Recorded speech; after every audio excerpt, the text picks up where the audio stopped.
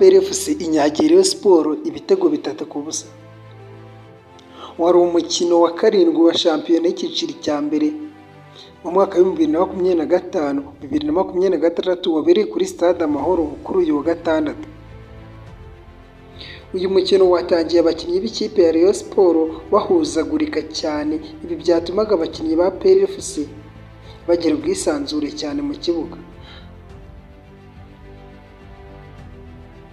Hagati mu kibuga hari harangajwe imbere n'Umugande Ronald Sekiganda, Dauda Youssef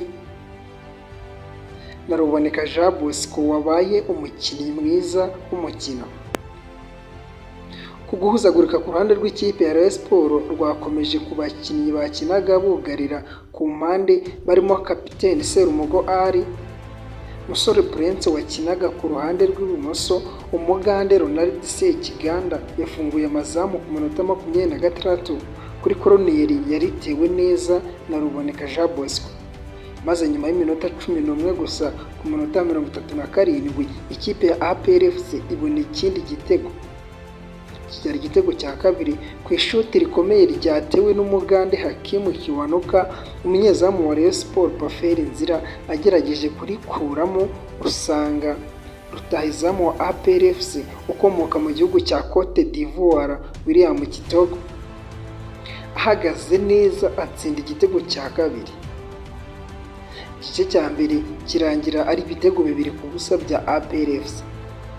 Mu gice cya kabiri ikipe ya Rayon Sports yatangiranye impinduka 3 mu bwugarizi bwayo, havuyemo Serumogo Ali wari wagize ikibazo ku mutwe asimburwa na Rushema Chris winjiye akina mu mutima w'ubwugarizi. Ibi byatumye Nshimiyimana Emmanuel batazira Kabange ahita ajya gukina ku ruhande rw'iburyo ku yugarira. Abandi binjiyemo harimo Harerimana Abdelaziz na Tony Kitoga, basimbuye Habimana Yves na Niyonzima Olivier Sefu.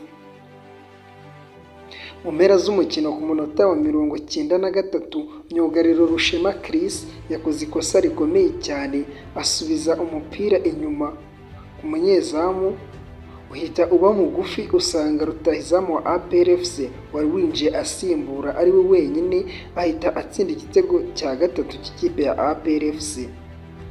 Ibi birangiye ikipe ya APR FC inyagiye 3-0 yegukana amanota 3.